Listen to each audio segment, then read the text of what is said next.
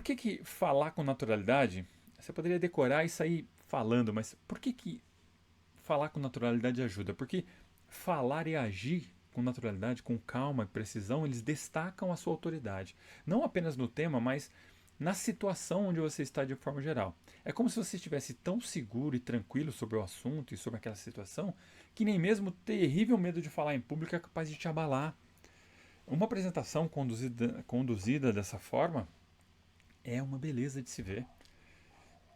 As pessoas se envolvem, se conectam, elas aproveitam o conteúdo e as chances do apresentador de atingir o objetivo daquela apresentação por completo são muito maiores. Então a gente precisa desenvolver essa habilidade, falar com desenvoltura, com naturalidade. E a forma mais simples qualquer? A prática.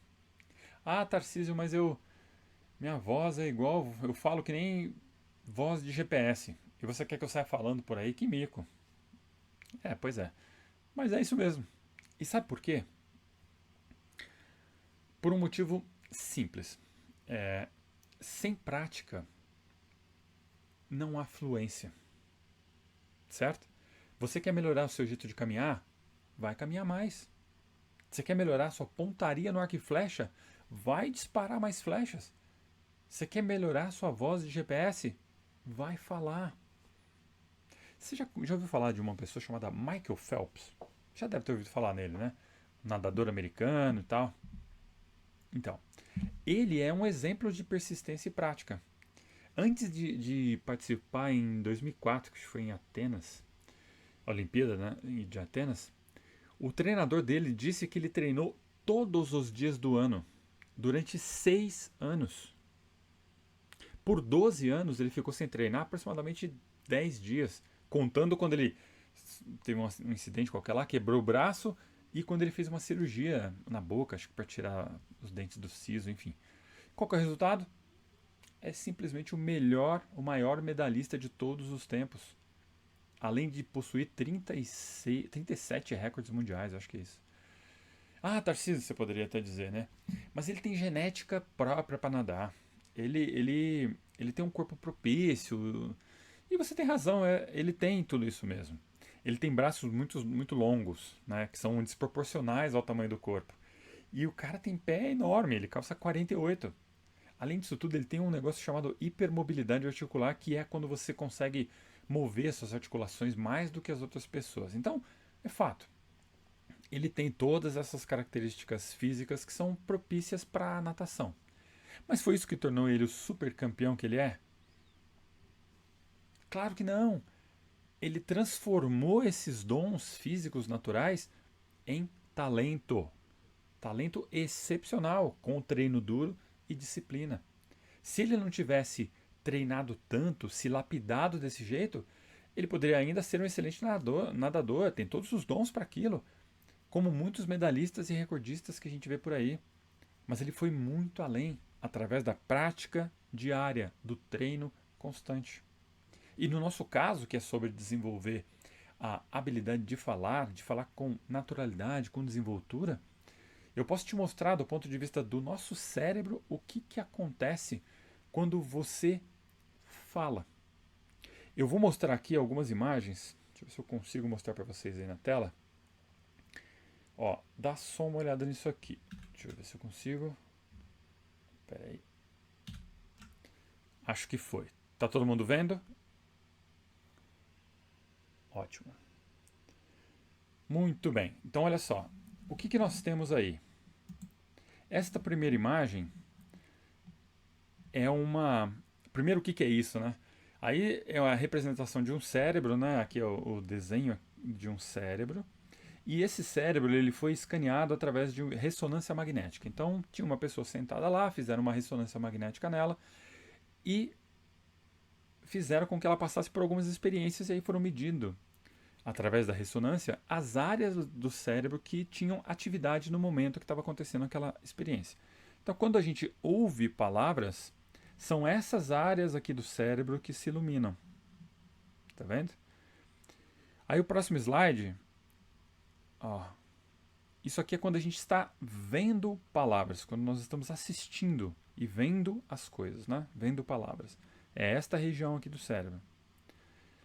E no próximo, olha que interessante, quando você está falando, aqui está escrito falando palavras e. Falando palavras. É uma outra área do cérebro que se ilumina. Deixa eu ver se consigo voltar aqui. Ah, isso mesmo. Então você percebe, são áreas distintas do cérebro que são ativadas para tarefas distintas também. Quando você está ouvindo, é uma coisa, quando você está vendo, é outra, quando você está falando, é outra. Então você percebe? Por que eu mostrei essa imagem? Por que é interessante você entender isso? Existem coisas que acontecem no seu cérebro quando algumas partes do seu cérebro elas são utilizadas para coisas diferentes, são atividades diferentes realizadas no cérebro. O cérebro utiliza algumas partes que são associadas àquele tipo de atividade. Então, o que acontece?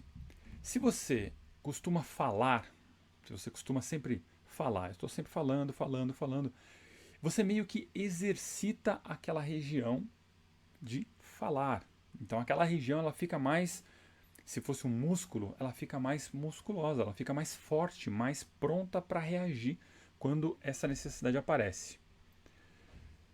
Se você nunca fala, você vai chegar um determinado momento que, quando for necessário falar, você vai ter dificuldade. Se você nunca corre e num determinado momento você precisa correr, você não vai ter a mesma performance de quem está acostumado a correr. Entende? Quando você é espectador, são áreas do seu cérebro diferentes daquela de quando você é protagonista, quando você está ali falando, quando você está ali transmitindo o seu conhecimento. E é muito interessante a gente ver essa diferença, porque isso traz para a gente uma noção de que nós precisamos praticar. Fica fácil de você entender por que você precisa praticar. Então, o que isso efetivamente significa? Essa área do cérebro que é ativada, quando ela é muito ativada, ela passa a ser forte. Então, de nada adianta você apenas ler e ouvir, você precisa falar, treinar aquela área do cérebro que vai nos ajudar quando a gente tiver que falar. E isso em qualquer ocasião. Eu não estou falando especificamente de uma apresentação, de uma reunião, de uma palestra. Não é isso. Mas, por exemplo, quando a gente é chamado para dar a nossa opinião sobre algum assunto num evento informal, por exemplo. Você está lá em algum lugar, as pessoas, fulano, vem aqui, fala comigo aqui. Eu conheço pessoas que, quando veem repórteres, elas mudam de calçada, porque elas não aguentam correr o risco de ser chamada para falar, porque elas não têm prática. Elas não têm aquela área do cérebro treinada o suficiente para conseguir falar com segurança. E aí o que elas fazem? Elas evitam. Meu pai jogou futebol amador durante um bom tempo e ele me contava que quando terminava uma partida, naturalmente, né, os repórteres entravam no campo e tal para entrevistar os jogadores. E ele falou que quando ele via um repórter vindo na direção dele, ele sentia que crescia um pânico perto dele, assim, dentro dele, né? E que quando o repórter fazia uma pergunta e levava o microfone para responder, ele disse para mim assim: meu filho, parecia que eles estavam apontando uma arma para mim, de tão nervoso que ele ficava. E olha que era repórter de rádio, hein? Imagina se tivesse ali uma câmera na história, né? Alguém focando assim na cara dele.